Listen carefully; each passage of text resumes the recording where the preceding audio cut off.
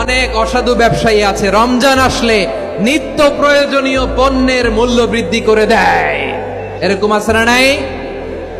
এগুলো করবেন না, মজুতদারি করবেন না, পণ্যের কৃত্রিম সংকট বাজারে করবেন না।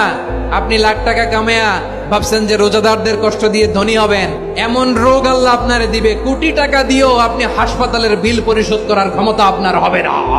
খবরদার। শেষ বয়সে দেখবেন কি কষ্ট আপনার হয়। আপনি রোজাদারদের কষ্ট দিচ্ছেন, আল্লাহ আপনার সুখে রাখবে?